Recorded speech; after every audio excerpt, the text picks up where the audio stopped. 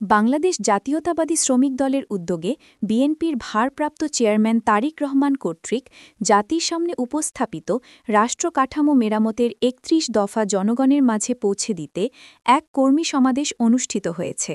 ১৭ October ২০২৫ শুক্রবার বিকেলে ময়মনসিংহের ভালুকা উপজেলার ভরাডোবা ইউনিয়নের ৪, ৫, ৬, ৭, ৮ এবং ৯ নম্বর ওয়ার্ডের উদ্যোগে এ কর্মী সমাবেশ অনুষ্ঠিত হয়।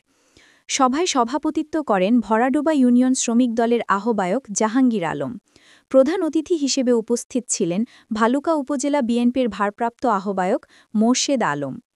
প্রধান বক্তা হিসেবে বক্তব্য রাখেন ভালুকা উপজেলা শ্রমিক দলের সভাপতি আলহাজ শৌমিক হাসান সোহাগ ও বিশেষ বক্তা হিসেবে বক্তব্য রাখেন ভালুকা উপজেলা শ্রমিক দলের সাধারণ সম্পাদক শাহ মোহাম্মদ সুজন। বিশেষ অতিথি হিসেবে উপস্থিত ছিলেন উপজেলা বিএনপির যুগ্ম আহ্বায়ক সালাউদ্দিন আহমেদ, যুগ্ম আহ্বায়ক মুজিবুর রহমান মজু। আরও উপস্থিত ছিলেন কেন্দ্রীয় স্বেচ্ছাসেবক দলের সদস্য মুস্তাফিজুর রহমান মামুন, ইউনিয়ন বিএনপি এবং অঙ্গ ও সহযোগী সংগঠনের নেতাকর্মীবৃন্দ। প্রধান অতিথি তার বক্তব্যে বলেন, তারিক রহমানের উপস্থাপিত ৩১ দফা হচ্ছে একটি মুক্ত, গণতান্ত্রিক এবং জনগণের রাষ্ট্র গঠনের রূপরেখা।